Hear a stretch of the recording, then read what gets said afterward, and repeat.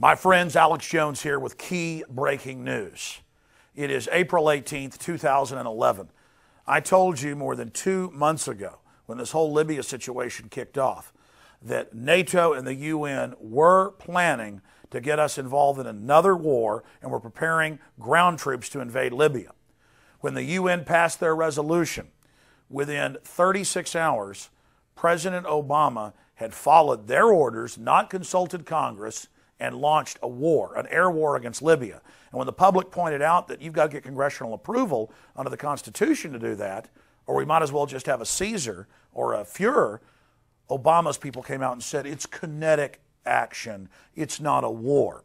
Now, even before this conflict started, U.S. and British-backed forces, SAS and others, CIA commandos, were on the ground in eastern Libya working with the admitted al-Qaeda-affiliated groups against Gaddafi, who tried to make deals, and did make deals, 6 years ago to give up his WMDs and make nice with the West. But none of that even matters. Let's say you love Gaddafi, hate Gaddafi. The issue is the system thinks we're so dumb that they launched this new war and had the nerve to tell us that it wasn't a war and promised and swore there would never be a ground invasion. When you read the UN resolution, it talks about whatever force is necessary, and they've been massing troop ships with British and U.S. Marines off the coast going back into even early March. On March 2nd, more ships launched from the United States with Marines on board, saying they're ready for ground operations in Libya. And this is what's so sick about this new level of deception and how dumb the system thinks we are. They're saying it's a humanitarian force of 1,000 that's going to land and help the rebels in a humanitarian way open up roads in the seaways. And if the Libyan government gets in their way in any way, then there'll have to be a larger ground force because that evil Gaddafi dare attack the globalist military that was there helping the rebels attack them. They think the public is so stupid that if Libya fights back against bombardment from the air or ground troops giving munitions and logistics to the al-Qaeda forces attacking Gaddafi, that that is some form of terrorism. This is the new model of imperial world government, where the UN, owned by the big central banks, launches rebel forces inside Egypt. When Egypt stands up against them, the West comes in and backs the overthrow of Mubarak, their old dictator.